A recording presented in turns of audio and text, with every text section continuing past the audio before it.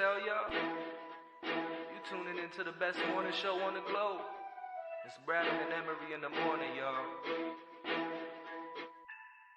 LeBron and Jordan, either one when I'm performing. Crossover, buzzer beater and I'm scoring. Bradham and Emery in the morning. Every play they on it. Every day I'm balling. Who's the coach? Who's the GOAT? Like Brady and Belichick, best show on the globe. And they embellish it. Y'all paying Ziffy, I'm Ken Griffey or maybe Mahomes. I stay in the zone, whether man to man or play in the zone. They can't stop me. Mayweather boxing, Curry with the shot, man. We just the best to be. Can we have our SB, please? This was meant to be. Every morning with Bradham and Emery.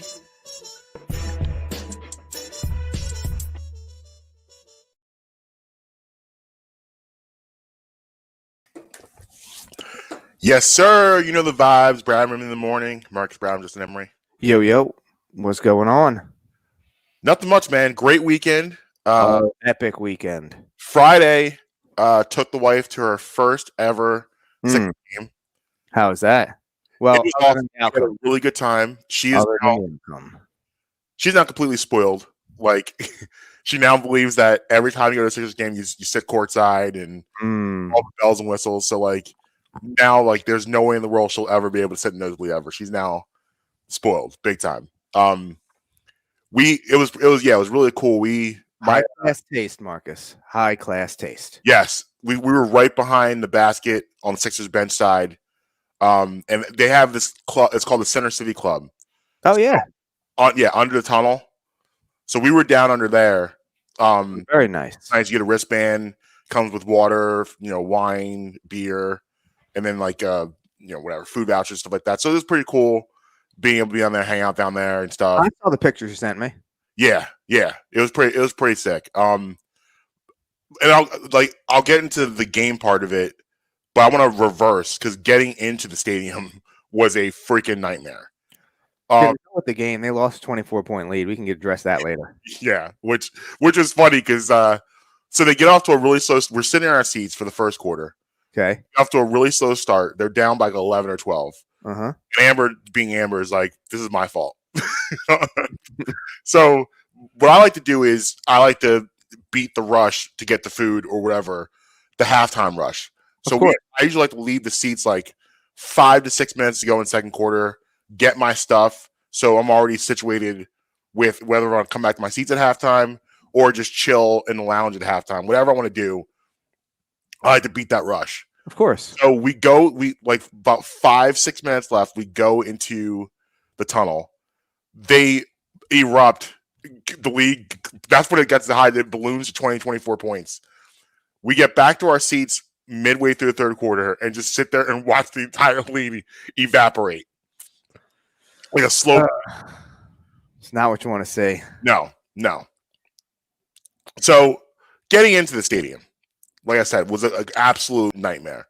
First of all, it's 1 degree outside. It's just we get 1 degree. It was a cold one. It was definitely a cold one. It was bad. It was so cold outside.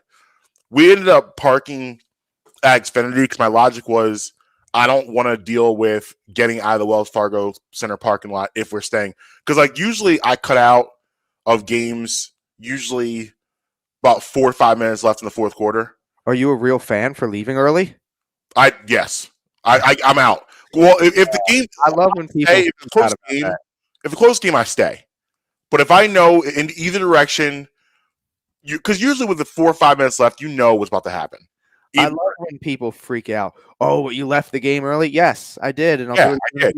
I know what's going to happen. If they're up by 15 or down by 15, unless barring some miracle, I'll take that risk. It's not going to be a miracle. I generally know what's going to be taking place in that 5 minutes. I would rather not stare at headlights for 45 minutes. I want to get an early start, so I'm out.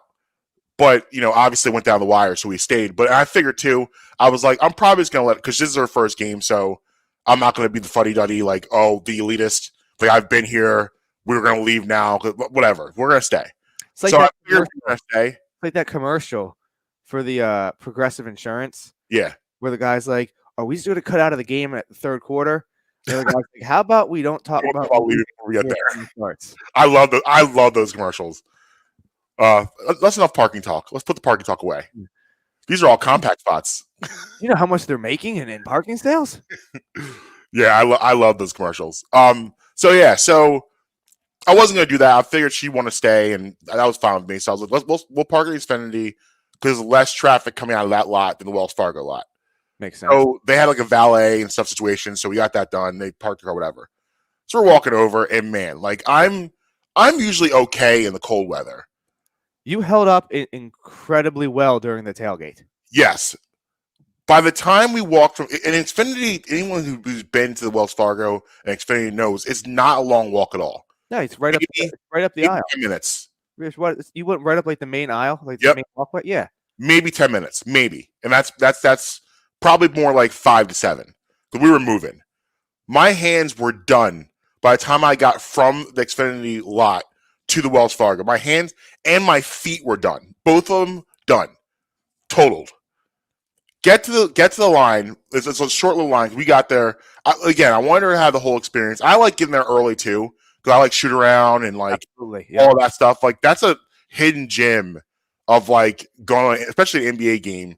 Watch the guys warm up, all that stuff. Like so, Steph Curry has legendary warm up. Yeah, that are sometimes better than the game. Yes, yeah. So I wanted to get there for all of that.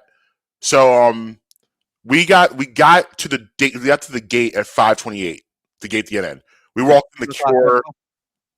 Say it again. 7 o'clock tip off. Yep. All right.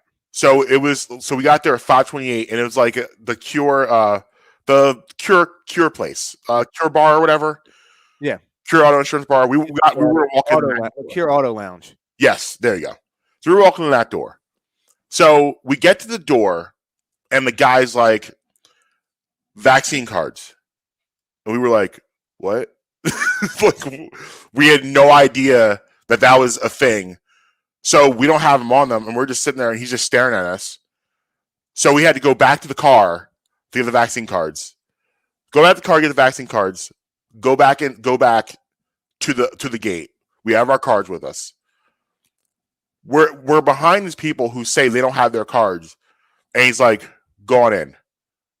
And we were like, "Oh, what?" We get to the gate. The guy, we show the other security guard our vaccine cards. He didn't even care. Couldn't care less. Just looked. Was like, "Okay, good. Go ahead." Like, what? Then it's as soon as you get to the door, like, so then we get the vaccine. So we have our vaccine cards, right? Fully stamped. As soon as we get in the door, we're being yelled at about putting our mask on. So I'm like, okay.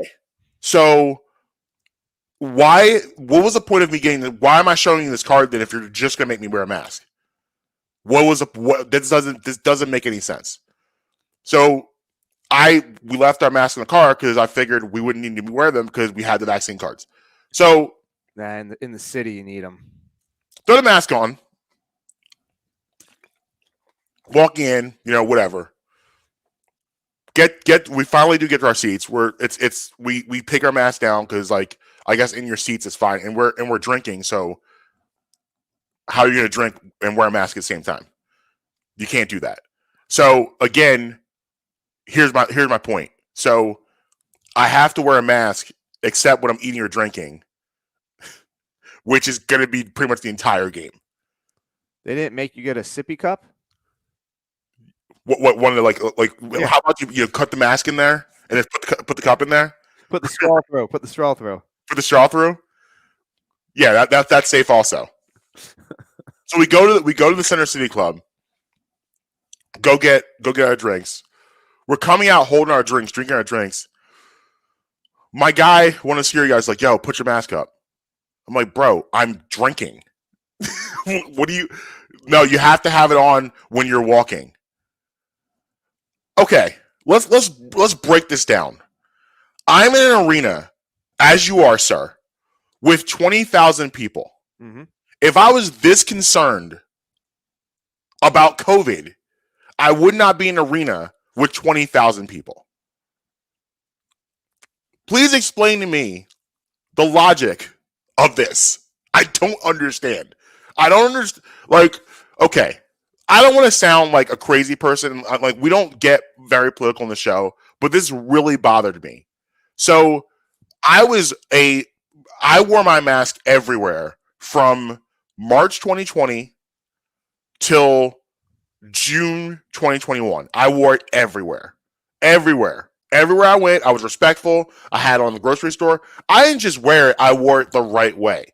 Yes, the right way. You didn't have Putting it it over my nose. Okay. Because you got those people too. That's another thing that was annoying is that we're watching staff members walk around wearing their mask in quotations with it underneath their nose, their mouth uncovered. But you want to come at me because I'm doing something active, drinking or eating, and I'm not wearing it, walking in my seat. You see the hypocrisy of all of this? Oh, of course. So I wore it March 2020 to June 21 religiously. Wore it everywhere. It was not a question. I made sure my kids wore it. Amber wore it. We all did it. We get our shots. We're told, hey, you got the shots. Mask You're off. good. You're good in these streets. No mask. Mask off. Mask off. And that was that was a huge motivation to get the shots, so we didn't have to wear these masks anymore. And now we're in this weird spot where people are going backwards into time and trying to recreate the 2020 mask magic. And I say, no. Like, I don't want to do it. But here's the thing. If you want to do it, go do it. That's fine. That doesn't bother me. If you want to wear a mask still, and that's how you feel, wear your mask. Wear your mask. Mask away. But my question is, why do you care if I'm not wearing a mask? How does that affect your life? If you want to wear one, and that's what you want to do, why are you upset with me that I don't want to wear one? You're protected. You're good. You're wearing, according to your mask laws, you're wearing a mask. Your face, you are protected. Your area, your bubble protected. Why does it bother you that I don't want to wear one and I no longer subscribe to this line of thinking anymore? Why? It's all a fair question. I don't understand. I don't get it. And like I said, people are walking around not wearing them. They're wearing them. You can wear them. You don't have to wear them because at this point now it's just too difficult to police. At this point now, everyone kind of just needs to do what's best for them and their family. That's where we're at right now.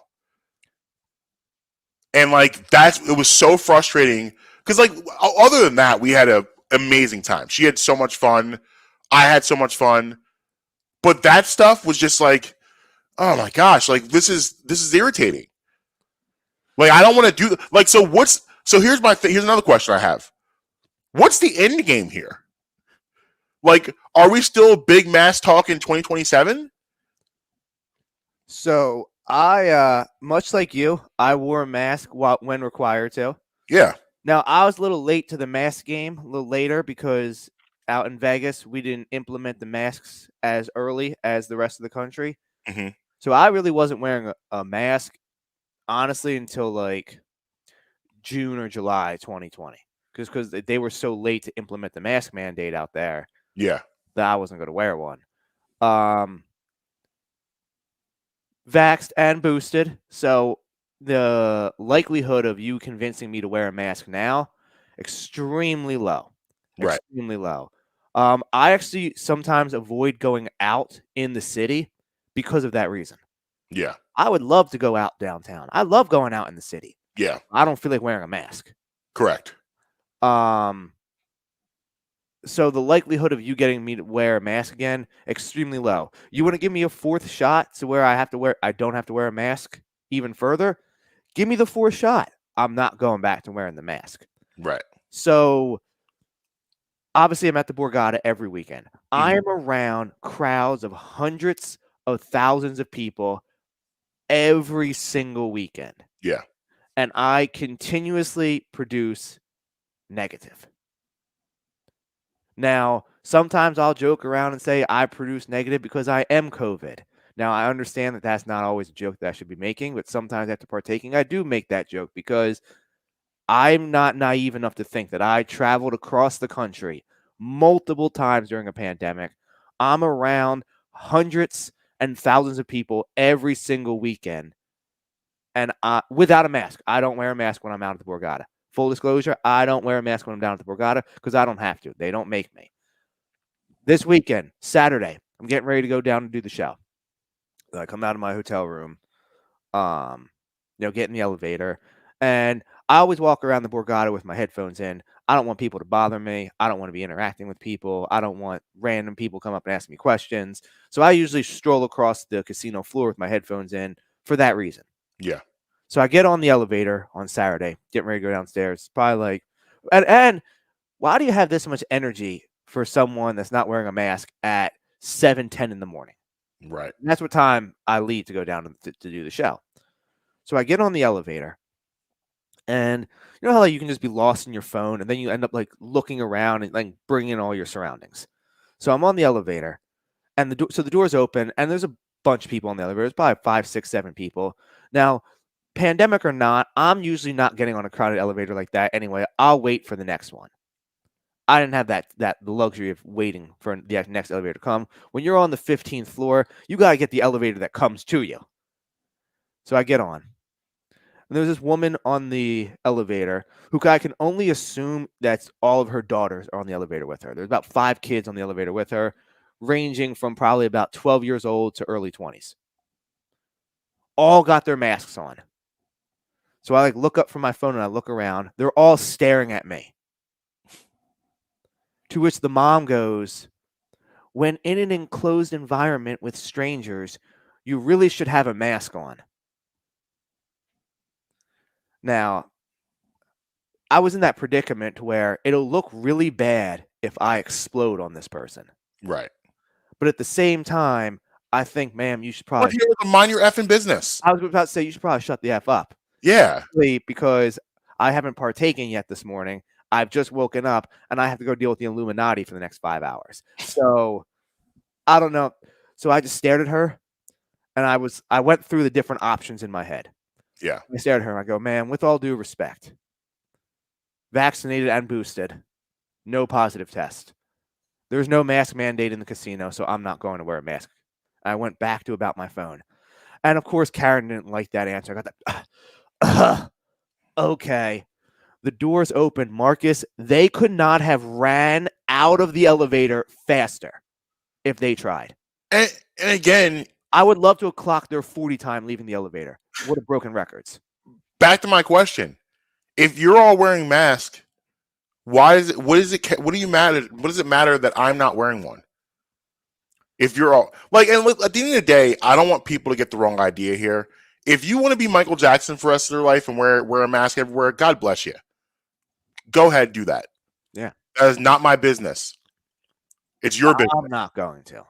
But just because you have that stance and you want to do that doesn't mean that I have to do that.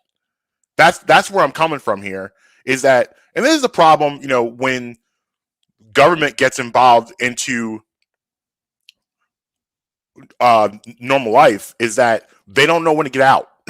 And now you got people, and then you got people also just watching the news and watching all this stuff and not forming their own opinions and their own rationale. At some point, when it comes to this, as horrible as it's been, and it's taken so many lives, and obviously that's tragic, and I've known people that's gotten it, and all of that. Yes, I'm not some conspiracy theory. I understand it's real. I understand it's serious. But at some point, we've got to figure out a way to navigate this in realistic circumstances. And walking around covering our faces for the rest of our lives is not realistic. It's just not. We have to begin to come to grips with the fact that this will not be eliminated. It has to be managed. Exactly. 2 years. We've been here for 2 years. You did the facts of the day, I think, on Friday. Mm-hmm. First COVID case was Friday. That was 2 years ago. 2 years we've been here. So this is not going anywhere. It's just not. So we've got to figure out a way to navigate it. We've got to figure out a way to navigate and learn to get around it the best we can. And again, for me, it is an unrealistic consequence to wear a mask for the rest of my life. I'm not doing that. If you want to do that, okay, fine. Fine. I'm not doing that. And that's kind of where I'm at. Sometimes I run down the street with my tongue out. Just raw dog in air. Raw dog in air? Over here. No mask over here. No protections. Here I am. So that was your allotted political talk for the entire year? Yes. Yeah, I'm out for the rest of the year on that. Now, I have to ask you a question, okay? Yeah. So, obviously, I did the trivia the other night on Friday. Okay, I gotta raise some red flags in regards to the scoring of said trivia. Oh boy, I think there was some shystiness going on, Marcus. Oh, I think they're trying to hold my team down.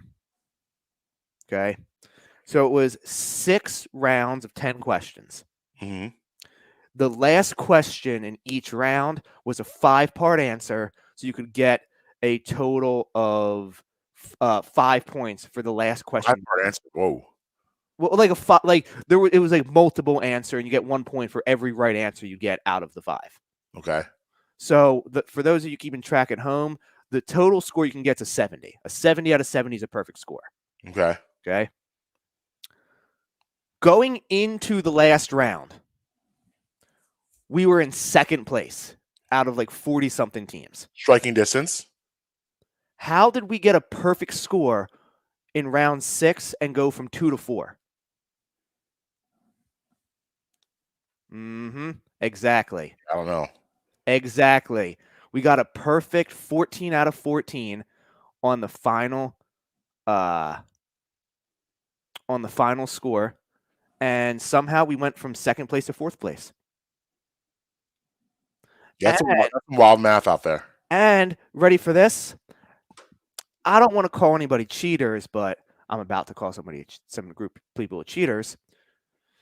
With all due respect, this was done over Zoom. This was done over technology with YouTube live streams and having to submit your answers technologically. Okay.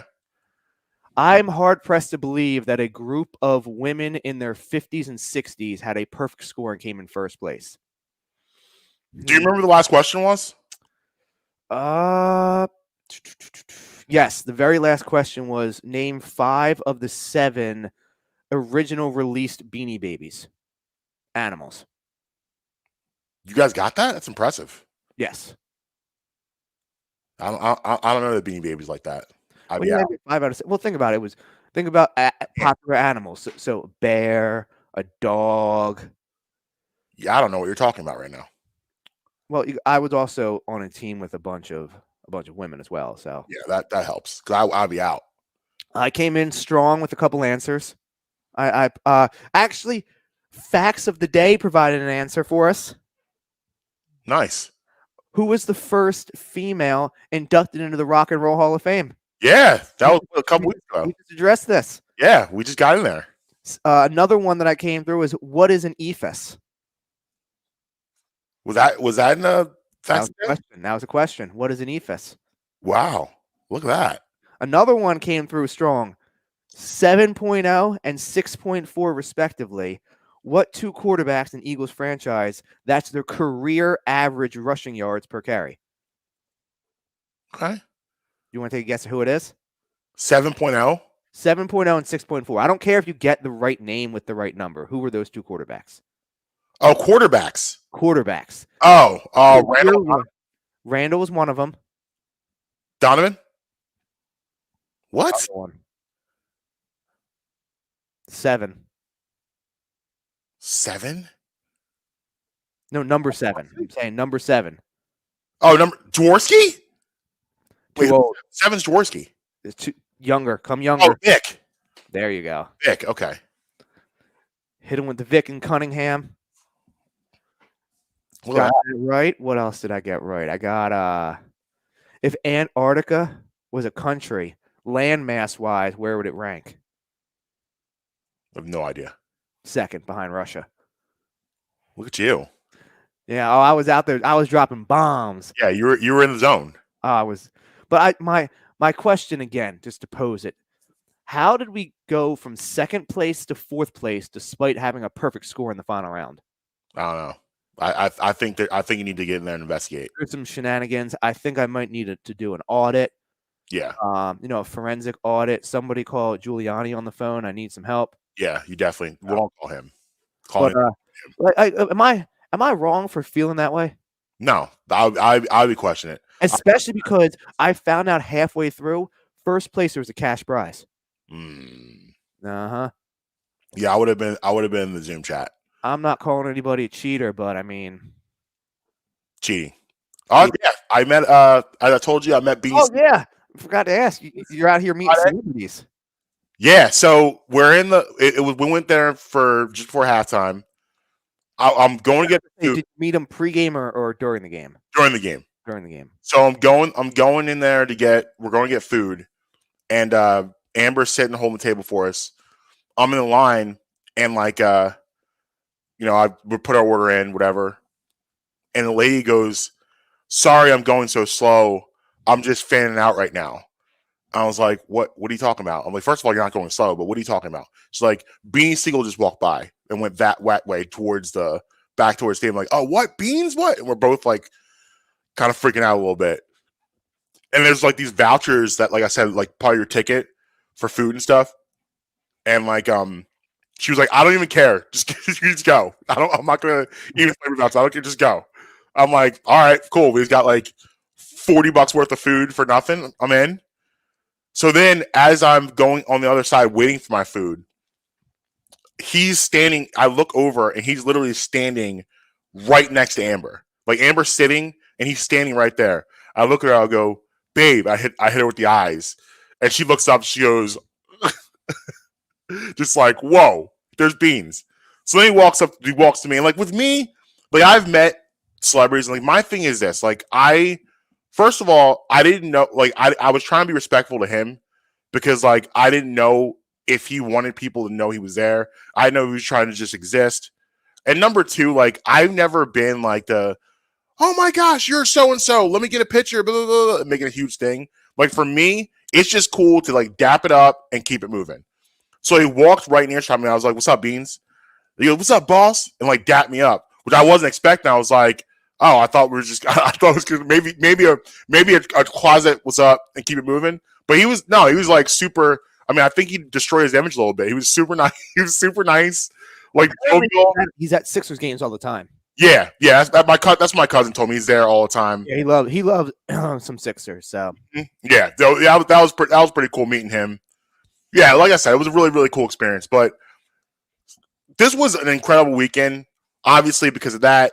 But man, was football lit. Oh, it was big divisional talk. My buddy texted me and he said, is this the greatest weekend of playoff football in NFL history?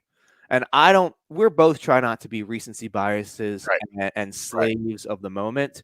Right. However, offhand, I can't think of a better weekend. Neither could I. And it wasn't that, like, if you look at all four games, the only game that was what was incredible probably from beginning to end was Bills Chiefs. The other three, it wasn't great all the way throughout, but every finish was awesome. My Rams ticket's still alive, Marcus.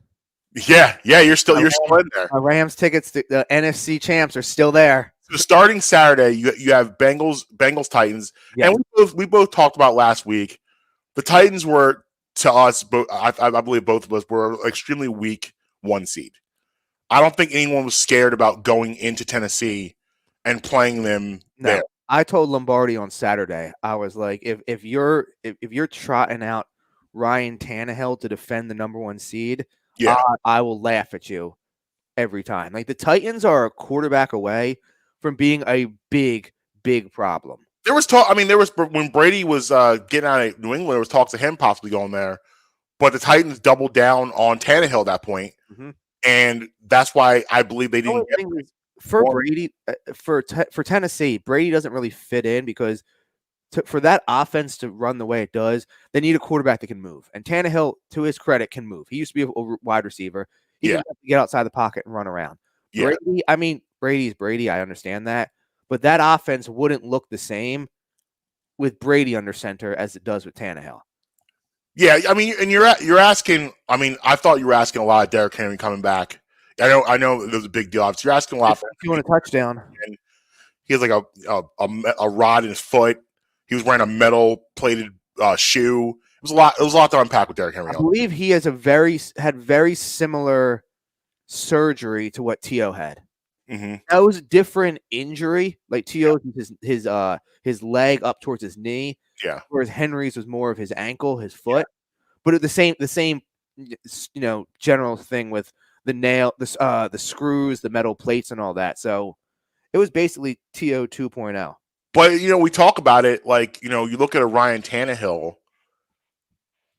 That's what I don't want the Eagles to have. No.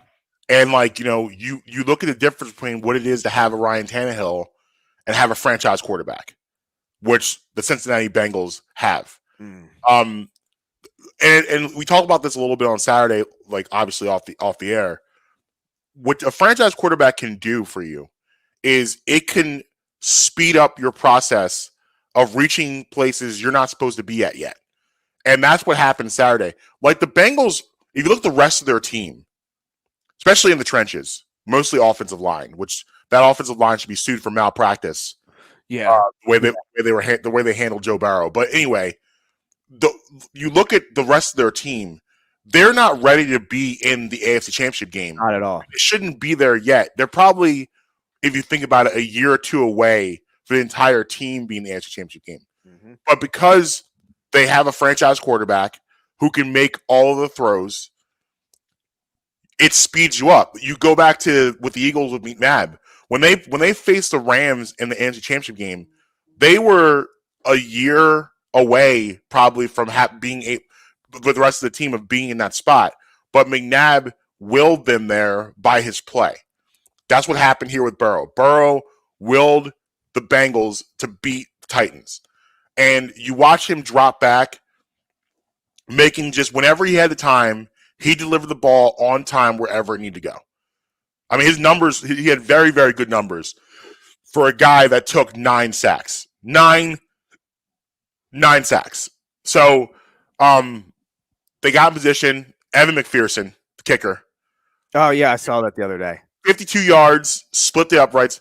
I love the fact, apparently, Evan McPherson, as he's running on the field, looked at Joe Burrow and said, time to go to the AFC Championship game, which is awesome. And he goes out there and just splits him. That Bengals roster, they're young and they do not care what you think. No. And you look at, again, Burrow being their leader. Burrow basically played in the NFL in college. Like LSU, that 2019 roster, that 2019 team, they were pretty much an NFL team. Well, don't forget, before going to LSU, he was at Ohio State. Mm-hmm. He's been around top shelf players for the better part of 5 previous seasons. Right. Yeah. I think he was at Ohio State for 3 years? Something like that, yeah. He was there for 3 years and LSU for 2. So he was around NFL caliber players for the 5 years before he even got drafted. Yeah, and we talked about him throwing to Justin Jefferson, throwing to Jamar Chase. Yeah. He to Randy Moss's son. I can't remember what his name's. Whatever Randy Moss's son's was the tight end for LSU. I can't remember what his name was, but throwing to those kind of guys. Right. Yeah. And we said about him last week that if they lose this game, it's not going to be because he's scared of the moment. The moment's too big for him. He'll be ready to go. And he was ready. He's ready to go. And again, they had a favorable matchup going to Tennessee. Because, again, I didn't believe in them as a 1 seed at all. And you saw why. I had Cincinnati win that game, and they won the game. But again, nice finish.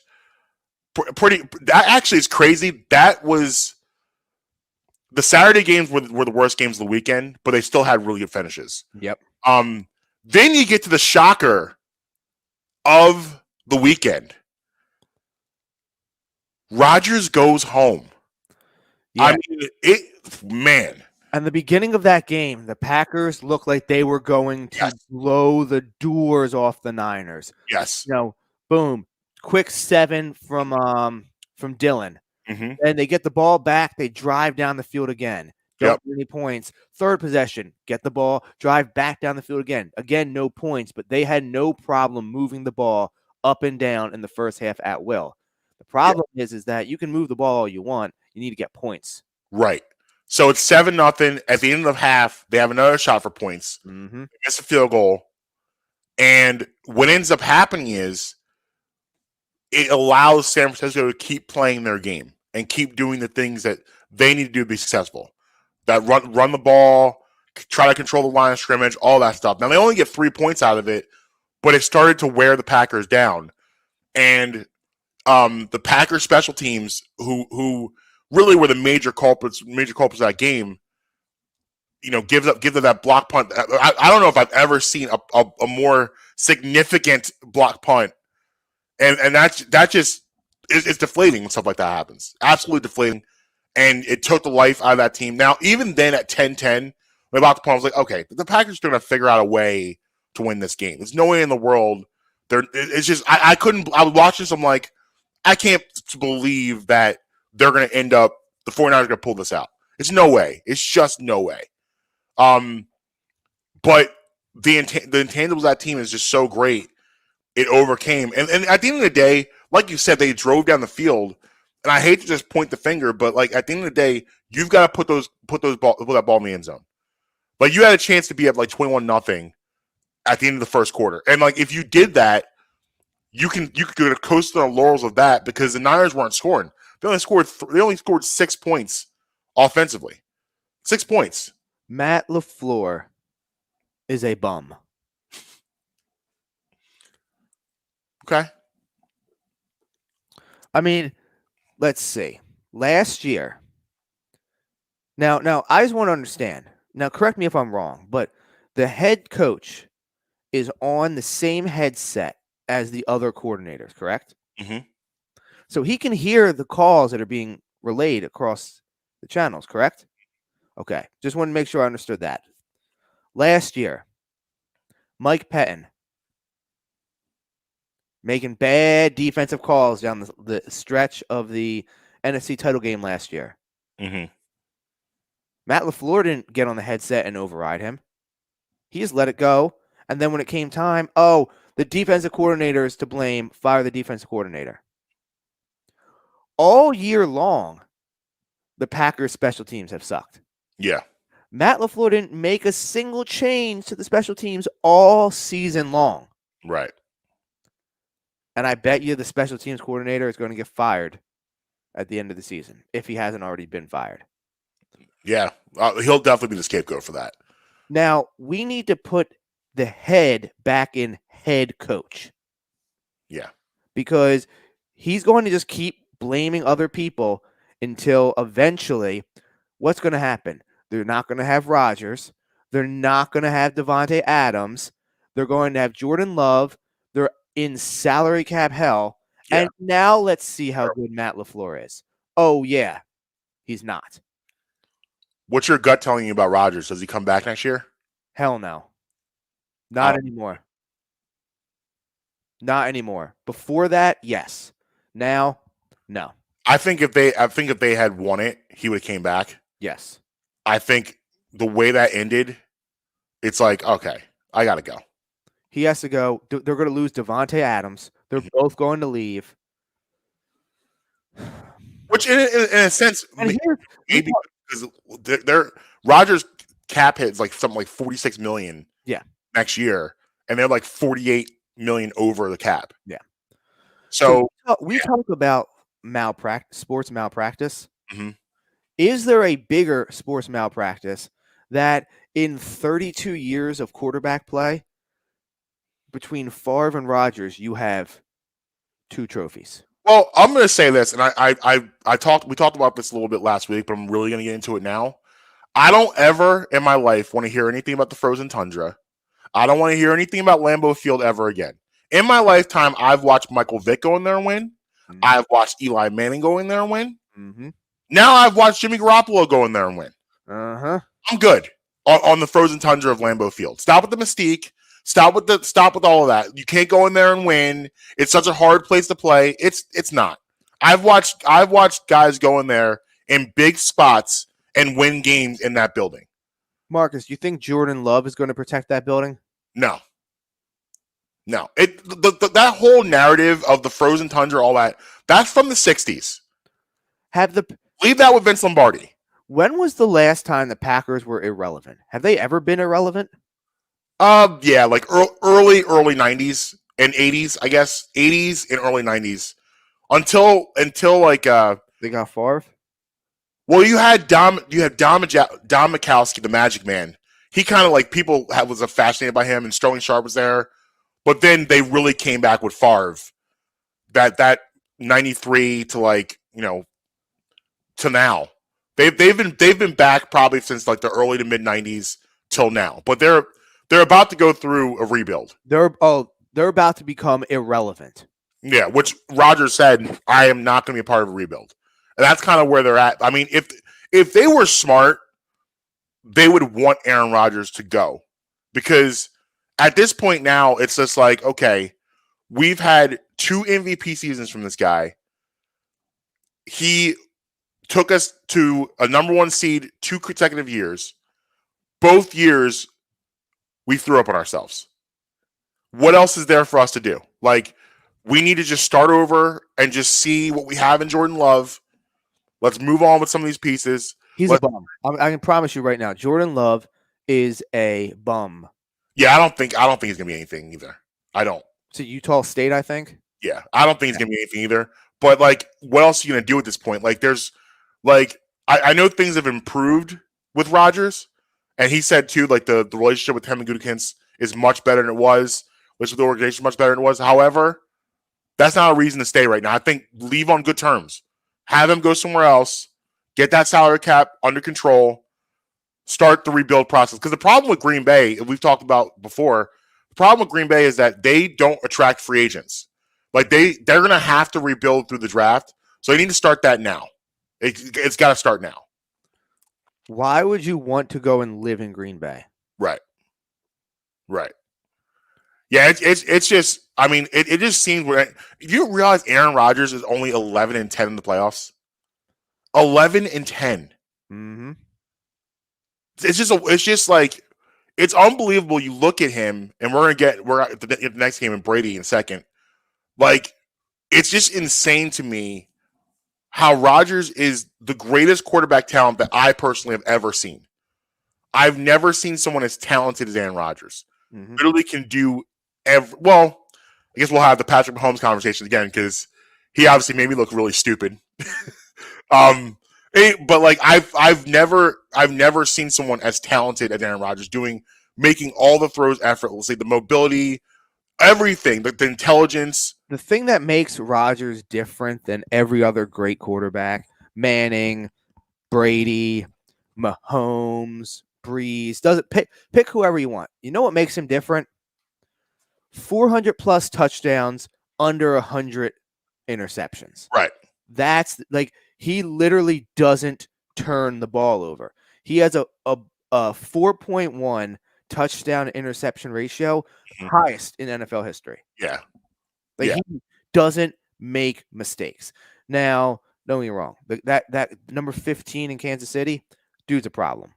If he doesn't have the career statistics, but as far as a talent standpoint, he could retire today, and I think he should be considered for the Hall of Fame. I would agree. Like I said, he doesn't have the career numbers and the longevity numbers, but as far as what he did in his 4 years of starting, he should be considered for the Hall of Fame if he were to retire today. No pushback from me on that. But he doesn't have 4.1 touchdown interception ratio. No. But I mean, he's pretty good at it. Like he's pretty. It takes as many chances as he does, and this year he's turned the ball over more. That's why I was saying it's not the home season. But for a guy that takes as many chances as he does and does the wild things that you see him do in the field, he's pretty good at protecting the football. Yeah. Not Aaron Rodgers, pretty good.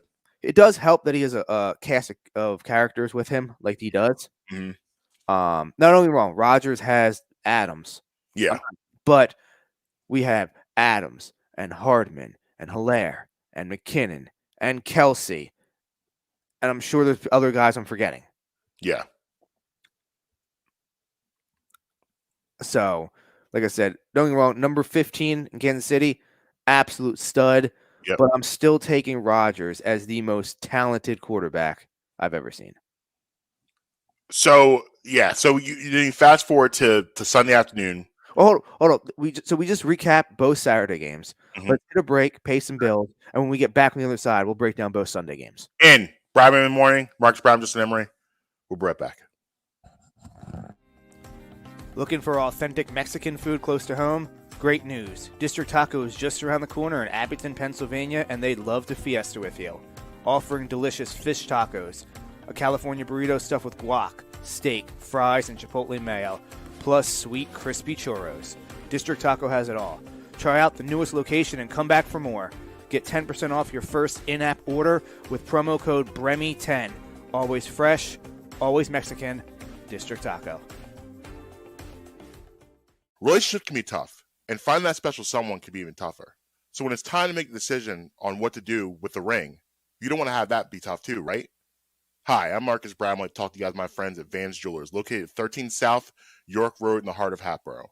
Back in 2017, when I decided to get engaged, there was only one choice for me. Going into Vans Jewelers, I was quite nervous, but they put me at ease right away with their friendly staff and their easy selection. They have selections for any budget. Rings, watches, chains, earrings, you name it, they got it. They also offer free ultrasonic cleaning and stone checks on any ring. Vans Jewelers also provides cleanings while you wait every Tuesday through Friday. What else do you want? You can't beat it. Go see my friends at Vans Jewelers, located again at the heart of Hatboro, 13 South York Road. Justin here. Let me tell you about my friends over at Beef Jerky Outlet. A family-owned business, Sharon and Michael have the best jerky around. They have a huge selection to choose from, but always make sure to try my personal favorite, the Honey Barbecue Turkey Jerky. Don't think they only have jerky for sale. They also have the best supply of sauces, marinades, and rubs for all of your new recipes. Located at 110 Lincoln Highway, right by Oxford Valley Mall. Head on over there, go in and say, yo, Justin sent me. Every Friday, we're bringing you bits, but it's especially hilarious to me knowing what I've seen happen in McDonald's locations over the years. Hell, what I've done in McDonald's locations over the years. Hits. Always winterize your pipes. I think that is such a funny... And everything in between. Oh, See, it's God. the opposite. You don't see it, and he was totally about eating that baby. We are Twitty and the Brand. We're going to ruin something that you love. New episodes weekly on all your favorite podcast streamers. Yeah, man. Welcome back, Brown in the morning. Marques Brown, Justin Emery. Yo, we got just got a few facts for the day today, okay. January 24th. 1935, Marcus, the first canned beer goes on sale. It was the Gottfried Kruger Brewing Company. 2,000 cans of Kruger's finest beer and Kruger's cream ale. All right. You know where it was? Where's that? Richmond, Virginia. Okay. Right. 2006, Walt Disney purchases for $7.4 billion. That's 7.4 with a B. Yes. Wow. Pixar. As they should. Mm-hmm. And we got one more. 1908, the Boy Scouts begin. The Boy Scouts, man. They like. Do they don't even care about the Boy Scouts? It's all about the Girl Scouts. So you know what season it is, right? Yeah, I saw them. I'm trying to stay away because I'm trying to get my weight down. So me too. I ran full speed. They were outside the grocery store the other day. I ran full speed the opposite direction. Get away from me. Listen, I need a plug. So if anybody out there got a plug for me, at just go to the grocery store. Any grocery store. Yeah, but I'm trying to if there's someone that I know that their daughter is trying to. I'm trying to help someone I know firsthand. Oh, okay, that's nice of you. You know, because as someone who partakes and as a fat man, yeah, I'm trying to get a lot of. Now what's your poison? What isn't? See, I'm a shortbread man. So my favorite. So are we about to really break down Girl Scout cookies here? Because do it right now. Okay, I'm a shortbread man. Okay, so check it out. So first off, those of you out there that don't know, there's actually two different manufacturing baking companies that make Girl Scout cookies. So depending on where you are in the country, you could actually have ABC Company, or I forget, that's literally the name of it. I didn't make that up. Yeah, I know. I've seen it on the back of the box. Yeah, or the other company. I forget who the other one is, but there's two different ones. So depending on where you are in the country, you may have slightly different variations of the cookies. Okay. I learned that first because when I lived in Vegas, the West Coast had different ones than Pennsylvania. So I learned that out there. The Gotcha. s'mores that you get here Mhm. is chocolate peanut butter between a cookie. The s'mores out there is a cookie wafer with marshmallow cream coated in chocolate. Similar, but not quite the same. Yeah. So if I'm going to break it down, the top one has to be the peanut butter patties. The peanut butter covered chocolate. Peanut butter sandwiches, not bad, but they're not the peanut butter patties. This year, 2022, they actually have a new cookie called the Adventureful. Yes, it's a chocolate chip, for lack of a better term, onion ring, a ring-shaped chocolate chip cookie with the center brownie with chocolate and caramel drizzled on top. See, this is why the Boy Scouts can't compete. You know where they give out? Popcorn. I was going to say popcorn, and then they come collect canned goods. And they give out, like, it's not even ready-made popcorn. I got to go make it. Yeah. The old school way. I don't even like popcorn. I like popcorn, but I'm not going and making it that way. I'm putting it in my microwave. Yeah, I'm out on popcorn. That's why the Boy Scouts can't win. No, they can't. So then, I mean, there's been a lot of debate on the timeline this weekend, Thin Mints or Samoas. Now, I don't eat coconut, so I don't care about the Samoa anyway. Yeah, I'm out on that. Thin Mint, I have no problem with the Thin Mint, but do not come to me and tell me that it's the best Girl Scout cookie. I agree. It's a lazy take. Yeah, it has a place in Girl Scout cookie rankings, of course. It's the original. It's the iconic Thin Mint classic. I get that. But it is not the best Girl Scout cookie. Get that take out of here. At best, I'll give you fourth on it. Like I said, shortbread for me is number one. Well, have you had the French toast shortbread? I didn't even know that was a possibility. Oh, go girlscoutcookies.org. Okay. Girlscouts.org/cookies, I believe it is. I didn't know that was even a thing. That sounds though. Yes, they have that. They also have what are some other good ones? So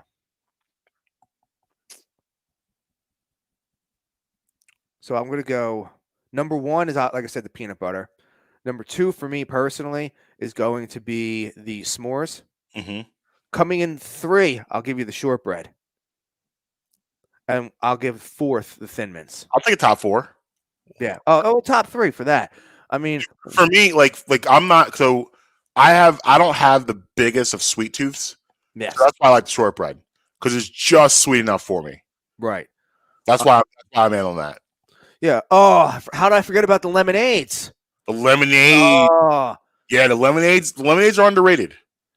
So what we're working with, we have the Adventurefuls, the new one I told you about. Oh, I'm sorry, I had it reversed. It's a brownie ring with the inside chocolate chip. Okay. The caramel chocolate chip, I've actually never seen those. The Samoas, I'm out.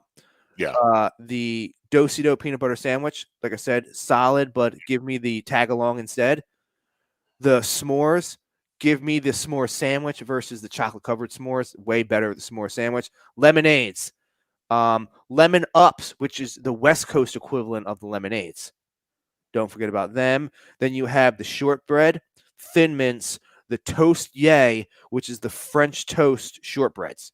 Same design, same everything. It's just French toast with cinnamon glaze on it. And then you have, rounding it out, I've actually never seen these ones, the Toffee-tastic. Never had that. Never had that either. But so you got a dozen ones to choose from. And I think the one that we're both in agreement that you can kick to the curb, those are Samoas. Yes, I'm not a coconut person either. Yeah, hate coconut, I'm out on that. If you give out Mounds or Almond Joy for Halloween, my kids are not coming to your house. I don't care if one has nuts. I don't want either one of them. Almond Joy, hence it, almonds. Yeah. Right, but I don't care. I don't want either one of them. What do you like, almonds? No, remember the song Almond Joy have nuts. Mounds don't because sometimes you feel it. Sometimes. I'm saying just in general, do you like almonds? Yeah. Oh, okay. I hate those candy bars. Yeah, no, they're out. I'm out on this candy bar. I just wanted to make sure that you still did in fact. I'll crush a can of almonds by itself. Oh yeah, nice flavored can of almonds, like a garlic flavor or whatever flavor. I'll crush it. When we do, we also have big news. We're doing a live show. We'll announce that at the end. Yeah, but they have flavored almonds. Oh man, I'm literally. You think I'm playing around? I'm literally driving the live show to a U-Haul truck. Yeah, we're gonna Driving up space. stock up. We'll get to all that later on in the show. So first game, 3:00. Yo, can we just talk about how much I like the 6:30 kickoff? Yes, I'm here for the 3 and 30. Yeah. So first one, 3:00 kickoff. You have the NFC game with Matt Stafford and the Rams going to visit Goat and friends down in Tampa Bay. Correct. Yeah, I mean, you want to lay the foundation. This is a classic case, and like I would put this tape up for future teams and future generations of why you do not play not to lose. The Rams are controlling this game throughout. They're doing whatever they want, and this was something it's something a thought I had on Saturday.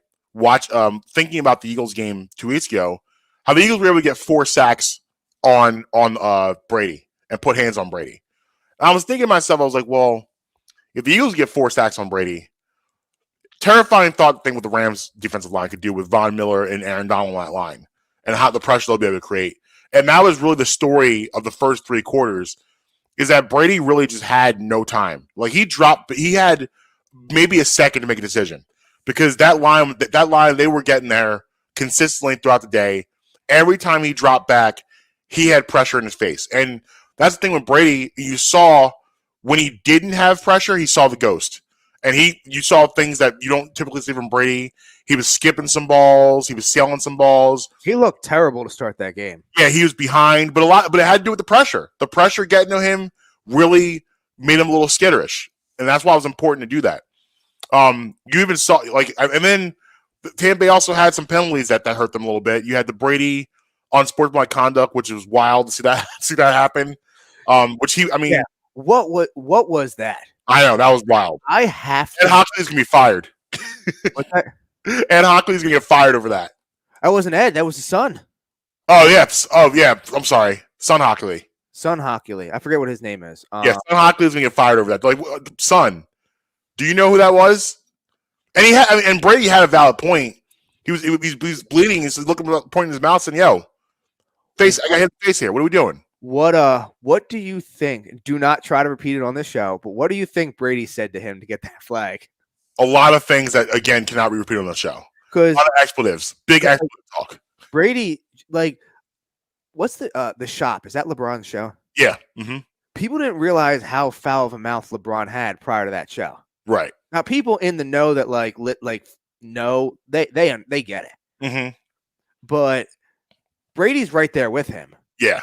And Brady said before that he gets away with a lot of trash talk and a lot of wild talk to the refs. He does. It's just a fact. So it was wild to see him get an unsportsmanlike. I gotta know what he said. Yeah, I gotta know what he said to him. So you had that. You had I forget who was it. Shaq Barrett threw his helmet. Somebody threw their helmet. It's another 15-yarder. So with some penalties. But the main story of the first 3 quarters was the pressure the Rams were generating. And on offense, they were doing whatever they wanted. Odell Beckham Jr. was huge for them in that first half. A lot of big catches. Van Jefferson had a couple big catches for them too. I forget the tight end's name now, but he also played. Say it again. Higbee. Yeah, Higbee. He also played really well, which he's a very underrated guy for them. Doesn't get talked about enough. Cam Akers is back to full strength. So they were cooking. Matt Stafford, that was good Matt Stafford the first 3 quarters, making great decisions, great throws. And it was some misassignments too. The first touchdown the Rams had, Stafford threw, it was a misassignment. I believe it was Barrett again, decides to rush the quarterback instead of staying with his man. His man just walks in the end zone for an easy touchdown. So the Bucs were a mess. And it was a snoozer for basically 3.5 quarters, complete snoozer. First turnover of the game happens. Bucs get the ball, score, make 27-13. So then you're like, okay, I believe it was a Cooper Kupp turnover would turn everything around. Yep. So Cooper, which was random. So he fumbles. It doesn't happen. Yeah. No, he fumbles the ball, sets up Tampa Bay. They score, and now it's 27-13. And now you're like, okay, 2 possessions going into the fourth quarter of Brady. okay, this is doable. They haven't done much, but this is doable. So this is where the fourth quarter is just wild, absolutely wild stuff happening. The Bucks don't score that next touchdown until like 4 minutes to go in the fourth quarter. But before all that, it's all the things that led up to that. And those couple drives the Rams had the ball, you can tell they were just trying to hold on. They were not being aggressive. They were not going after it. They were trying to just hold on, trying to just maintain that lead. It's just it's a huge no-no. You know, we talked about in the pre-show what made the Patriots so good. And the Patriots never, ever, ever, ever. That's why they 45-14, 51-13, scores like that, because they knew, listen, at the end of the day, we've got to keep the pressure on and not give this team any hope. There's professional athletes on the other side. Mm-hmm. There's professional coaches on the other side. Mm-hmm. They get paid too. Right. More so than any other sport. Mm-hmm. Football, any given game you can lose. Right. Basketball, if you have the better players, it's very, very hard for you to lose. Right. I don't know anything about hockey, so we're going to just blow past that game, that sport. If you pitching, a dominant pitcher will 9 out of 10 times take a dominant hitter to school. Yeah. More often than not. Right. In football, if you're not on your game plan, mm-hmm. Look at what Jacksonville did to Indianapolis in Week 18. Right. And that's kind of, and the story is, you know, they were totally throttling down, putting it in neutral, hoping to just hold on. And you're seeing this just go off of the rails, because now you're asking guys you're playing not to lose. You're not playing to win. Right. So you're asking guys in a playoff game to kind of just downtrot and throttle down a little bit. Let's just hold on. Let's run the ball, which is just, you know, a terrible idea. You can't do that. So then what happens is the Bucks get the ball and they score on 3 plays. The Mike Evans play, which again, this is wild. So the Rams decide to roll coverage to Scotty Miller and leave Mike Evans one-on-one. I understand it's Jalen Ramsey, but I don't care. I'm still like, he's not Deion Sanders. Was that was that on the touchdown? Yes. Touchdown? Yeah. Yeah. I'm still having a safety over the top. Like, I'm not rolling coverage. Like, you want to ding dunk down the field, fine. That's going to take up the clock. The worst scenario for the Rams is that if the Bucks scored quickly there, and which they did, they scored in 3 plays. So now all of a sudden, even though the Bucks don't have any timeouts left, they're only down 7 now. They're only down 7 now with 3:30 to go in the game. Because now what is it now? It's 27-20. Yep. With 3 minutes and 20 seconds left. Right. And not to mention the Rams have turned the ball over at this point 3 times already. They get the ball back, and now the panic is set in. Now the panic set in that we can't get the ball back to Brady. They are real. Now you're reeling. You're in a real situation where you're trying to get back in control, because now even though you're up 7, you've lost complete control of the outcome of this game. So now people are panicking. Cam Akers get the ball up the middle, get stripped. And it's just like, and it's funny in the house. I'm watching the game by myself because, like, none in my house really a football fan. I'm just, oh my god, I'm freaking out because that's why I called you. I was like, I don't know why I called you. I just want to have to talk to somebody. Fans what they're watching with me. It was well, you did a very good job wording it when we were on the phone. You said that we're watching Matt Stafford's career play out over the span of 4 quarters. Yeah. Mm-hmm. And that's exactly what happened. Now, I like Stafford. I'm glad that they ended up winning that game. And now, these 2 playoff games, his legacy is different now. Yeah. I mean, we'll get to that in a minute, but he's a real shot to get to the bowl now. But so as long as LA wins, they don't go back on the road. They're hosting the NFC title game, and they're hosting the Super Bowl. Right. Could we have back Super Bowl winners because I mean, I don't think. Well, I'll say never mind. I'll save that for when we get into the second game. So Fournette scores, Now the game's tied, and now you're just like, okay, And we got to talk about that playoff Lenny move that he made to get to the outside. right. Now it's just like, it's no way in the world the Bucks lose this game now. I can't believe, because now I'm thinking in my head, now it's like, I can't believe this. I can't believe Brady going back to the Super Bowl. Once the floodgates open and the water's just coming through, right, real hard to stop it. Now I'm thinking Brady for Jimmy G. I'm thinking the storylines for that. Yep. I'm thinking Brady back in the Super Bowl. And I said to Amber, I'm like, listen, if they win this game, he has to just retire. It doesn't get any better than this. Like, what else is there you can really do? Like, you came back again from playoff game down 27-3. You win another Super Bowl. What else is there to do? What else is there? There's really not a lot left. Get out of the game. Yeah, get out of the game with your health. Don't go out on a serious injury. Right off into the sunset. There's nothing else to do. So the Rams get the ball back with 35 seconds left. And like I'm like, okay, they have no timeouts. They start off with Stafford. Stafford almost loses the ball again. Yep. He fumbles, but it comes back to him. I don't think that was a fumble though. Like the ball moved a little bit. No, if they would have went back and reviewed it, I don't think that they would have ruled it a fumble. So Stafford, they start off with that. So I'm thinking, okay, they've been throttling it down. I guess they're just going to play for overtime. Stafford drops back, hits Cooper Kupp over the middle for 20. Yeah. And then it's just like, I think at that point, they were like, it brought them back. Let's do it. All right, let's go for it. Now, I don't agree. Let me ask you this, because I don't agree with this call. Todd Bowles decides to blitz here.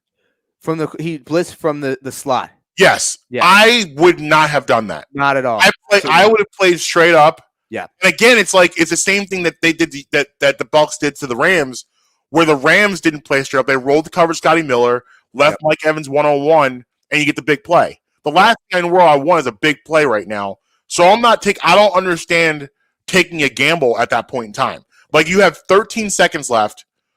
Like, I'm like, okay. I'm sorry, maybe a little bit more than that. You probably had like 19, 20 seconds left. But it doesn't matter. You have no timeouts. So I'm gonna make you bleed it. I'm gonna make you bleed it, keep you in bounds. But I'm like, you're not gonna be able to get that unit in time. It'll be a longer field goal. All of those narratives. I didn't understand that at all. I didn't agree with that call. Because then now you got Cooper Kupp. It was 19 seconds left, if I recall correctly. And it is worse. At least with Mike Evans, you had Mike Evans 1-on-1 with a cornerback. You left Cooper Kupp 1-on-1 with a safety. And he blew past. Like, if Cooper Kupp is faster, that's 6. Yeah. Like, if Cooper Kupp is Tyreek Hill, that's 6. If right. Cooper Kupp is anybody besides Cooper Kupp, basically. Right. Right. And when you have him a 1-on-1 at safety, I didn't like that call at all. And so then you end up, Cooper Kupp gets the ball down like the 10, kick the field goal, they go home. Which, I mean, that it had to happen that way for them to win. If that went to overtime, they had no shot. Now, Shannon Sharp on his show with Skip on Friday correctly called that game in every facet. He said, I think the game is going to end with their Pro Bowl kicker hitting a walk-off field goal, final 30-27. He called that on Friday. Wow, that's amazing. I saw it on a tweet. I'll tag you in the tweet. Yeah, yeah, definitely. Hats off to that. So, he's like, I should have bet the game. There's been a lot of conversation. The lottery, bro. Right. There's been a lot of conversation last couple of days about Brady in his future. Yes, Rappaport had a story about it. If he will return next year. Now, after that loss, I think he comes back next year. I do too. I think he comes back for one more run and, reload it. Because the thing is, you can justify it, right? First of all, you compete. He'll still come if he loses his weapons. If Godwin leaves, will he come back? No. He's not coming back if he doesn't have everybody. If the pieces aren't back, he's not coming back. No. So it's kind of like Jordan 99. Like Jordan wanted to come back for one more run, but Pippen left. They were kind of going to go through a rebuild, and he didn't want to do that. So I ended up walking away in 99. It's going to be the same thing here. Would he leave and go play somewhere else? I don't think so. Because first of all, I don't see him wanting, because his family love the Tampa area. He loves the Florida area. I think it's either here. I think it's either there or nowhere. I don't think he goes anywhere else. Even if it's San Francisco? Yeah, but if San Francisco somehow beats the Rams and gets the Super Bowl, why would you not bring back Jimmy G? And honestly, people think, remember when Brady was on the shop? A lot of people think he was referencing the 49ers for the ones not wanting to give up Jimmy G for him in the first place. Yep. That's why it would have been interesting if they did win that game. Because here's the thing is, Brady for Jimmy G. And the reason why the 49ers are unique is because Trey Lance, he still won't be ready next year. Right. So you could still have your quarterback of the future and still go get Brady. Yeah. Yeah, you're right. Because I didn't like Trey Lance when he came out of the draft. I was against that pick the whole time. Yeah. But he's definitely not ready. Like, if they move on from Jimmy Garoppolo this year, they're taking a decisive step back with Trey Lance next year. I would agree. But I don't, like I said, I don't know how because listen, Jimmy G, like, was it, did he light the world on fire Saturday night? Of course not. But he didn't make that big mistake to kill you, and he made the throws when he needed to make the throws. Yep. And the way the 49ers play football, Jimmy G works for them. Like, he works for them out there. I don't think it was ever a knock against his ability. I think it's always a knock against his availability. Mm-hmm. When he's on the field, I mean, he very rare. Like, there's obviously, you can go back and there's games where he screwed up and threw a lot of picks and didn't win you games. Yeah. But more often than not, he doesn't lose you the games that he does lose. And I believe, didn't he have like a 14-game win streak as a starter for the 49ers when he first, like, they have a much, I mean, he took them to a Super Bowl. The 19 team was really good, and they should have won that game. So, I mean, I wouldn't necessarily want Jimmy Garoppolo as my quarterback per se. Yeah. But you could do worse than Jimmy Garoppolo. Yes. You could have Jalen Hurts. Yeah, I'm with you. And a lot of people are not going to like what I just said, but it is what it is, and I said it. Yeah, I stand with you. So now next week, and we'll get into the last game in a second, but I just want to say this point about next week. I'm not looking forward to Rams 49ers NFC Championship game. That's not. I don't want to see that. That's not what I want to see. During the break, I pulled up the lines. So if you want to know the lines, we'll get there. But yeah, so I would have rather obviously seen 49ers Bucks for the Tom Brady Jimmy G storyline, but that would have been epic. Having these two go at it with their history, all the things that happened, New England allegedly, Brady being the reason that Jimmy G got traded in the first place, that comment about that team that we all believe is the 49ers, that would have been awesome to have that energy. I am happy for Matt Stafford though, because he deserves this moment. However, I'm not really into watching Rams 49ers. I'm kind of bummed about that particular matchup, but that's okay because listen, man, let's get to the main event. Yeah. And literally this was like a boxing card where it was shaped like this. Like, this game should have been the main event, and man, did it live up to the billing. This is an instant playoff classic. Absolutely. This will be shown on replay for years to come. One of the greatest divisional games of all time. And we are now watching a budding rivalry. Yes. Yeah. They played 4 times in the last 2 years. Yes.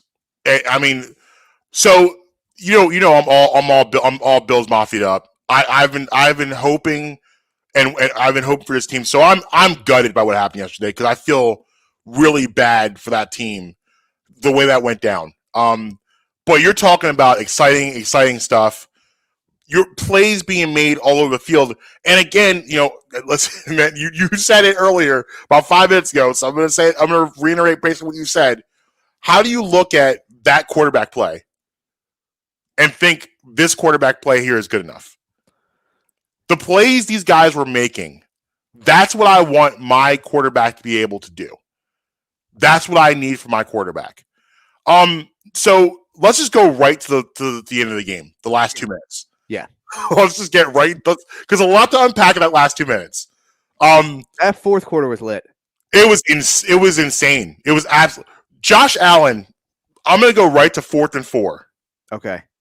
Josh Allen's scramble Up the right side. absolutely insanity. It was insanity. I still don't know how he got out of there. I don't know. I don't know how. Like that would look like a sack at least 3 times. Or how about when he ran up the middle and just totally trucked? Yeah. The what was it? Ward, I think it was. He's a big feller, Josh Allen. He's a big feller. He's country strong. He is country strong. Gabriel Davis, over 200 yards receiving. 4 tutties. 4 tutties. Playoff record. NFL playoff record. Yeah. So you're just going back and forth at this point. You got Mahomes making plays. You got Allen making plays. It was just back and forth, back and forth. I can't criticize too much what Buffalo did, except I'm just going to ask you, what kind of defense do you 13 seconds to go, okay? You're on 13 seconds, right? You have the game, you know that you don't want to give up position, all that stuff. You're there. It's that close. But you have these game breakers on the other side. I look at this and I'm just like, okay, Travis Kelce down the seam, I don't think that should happen. But at the same time, it's like, what do you do to stop that? Like, how do you take that away? Because the problem that Kansas City gives you is you're so afraid of their speed everywhere. Everywhere. Because you saw the Tyreek Hill play. Well, that was Tyreek Hill. Again, Tyreek Hill just ruining the game. Like, that shouldn't have been a touchdown. The Bills didn't do anything wrong there. There's nothing you can do to stop that. You can't stop that. It was first of all, it was a ridiculous throw. Absolutely ridiculous. The fact that he was able to put that in there and Hill was able to maintain his speed to keep going. The throw was insane. We need, though, there should have been a penalty that was not called. Tyreek Hill threw up the peace sign on the way to the end zone. Now, I don't care. I don't care. I'm not trying to say that from a personal standpoint, but if you're going to call taunting, right, you have to call penalties even across the board. Right. That should have been a 49-yard extra point.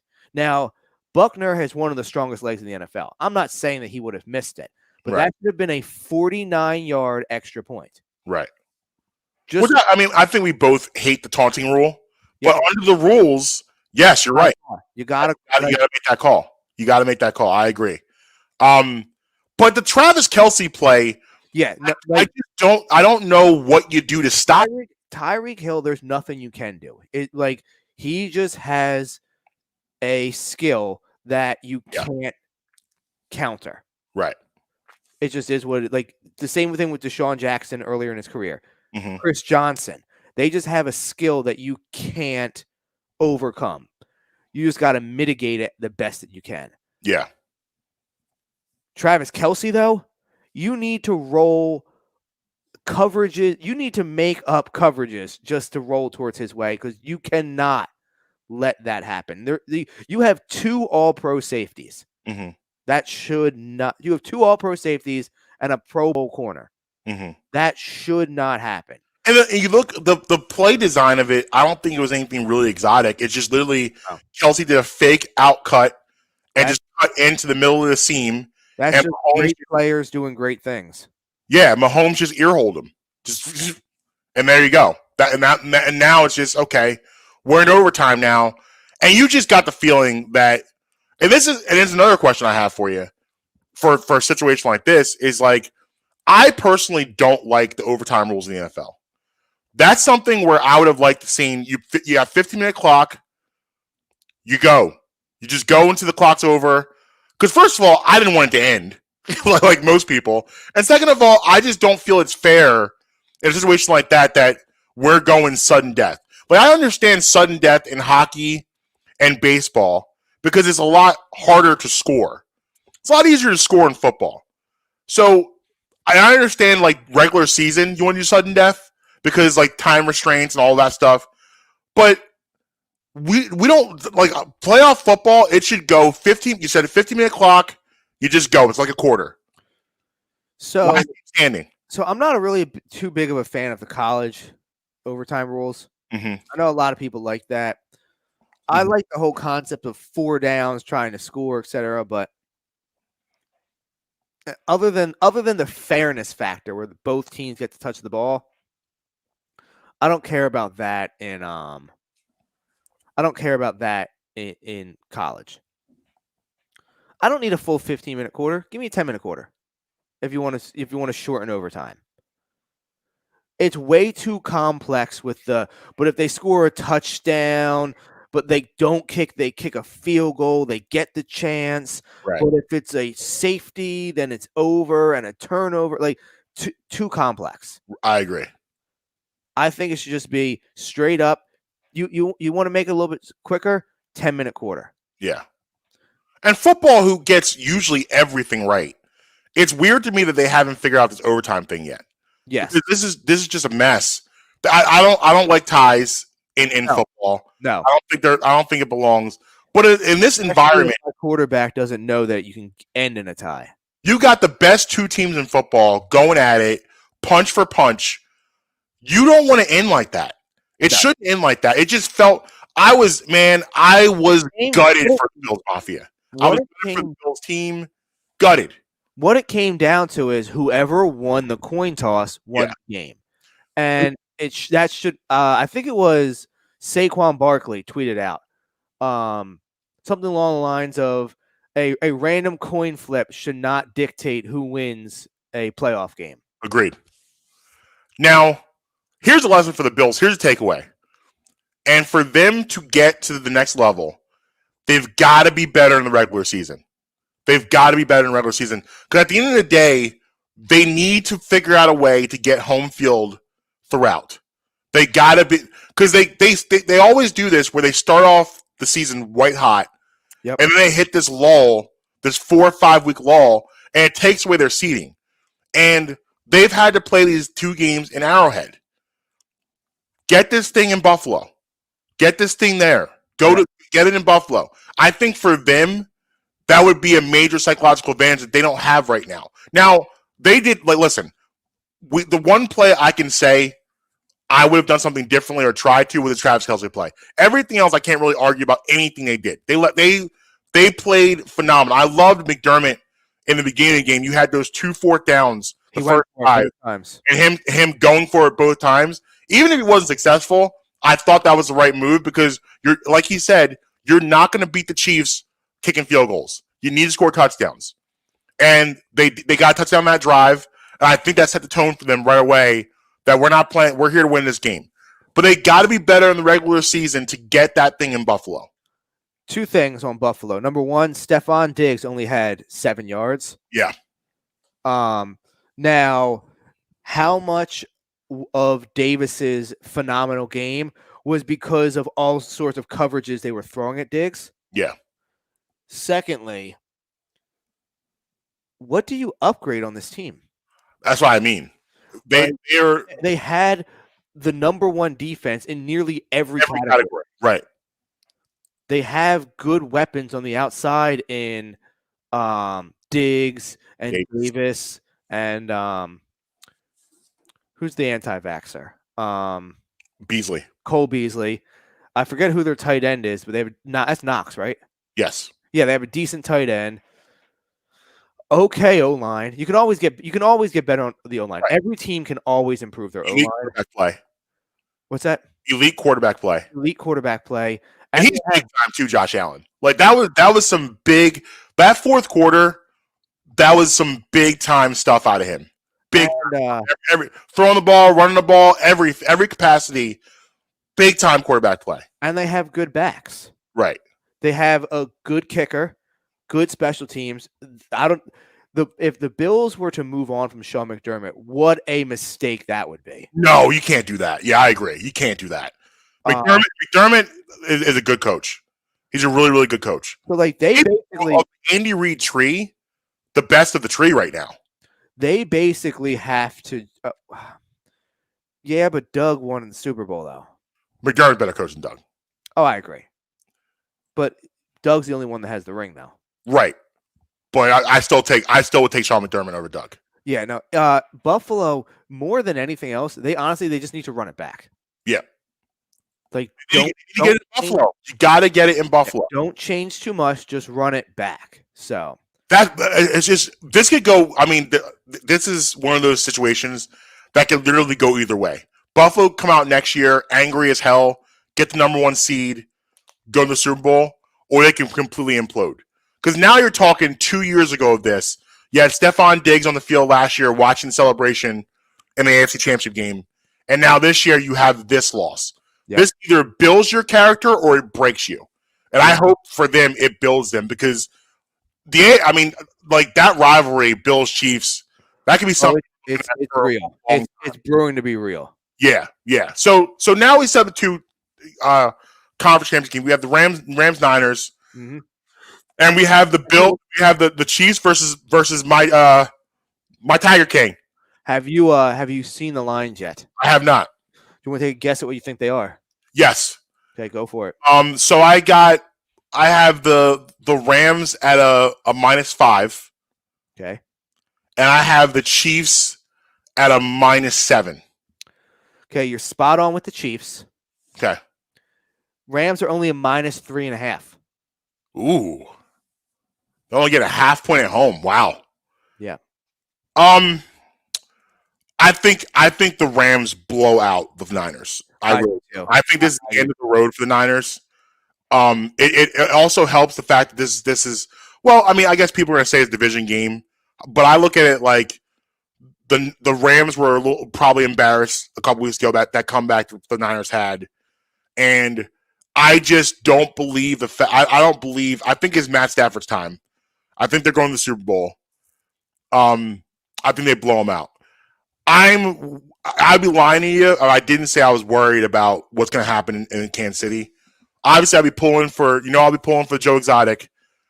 I just feel like they just don't have enough in the sense that offensive line is not going to be able to protect them. And you got Steve Spagnuolo over there.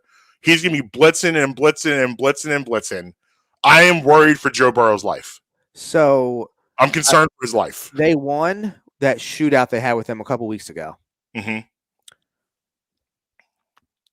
I might throw just a little something on the money line for the Bengals, just because this whole game Burrow's going to be throwing.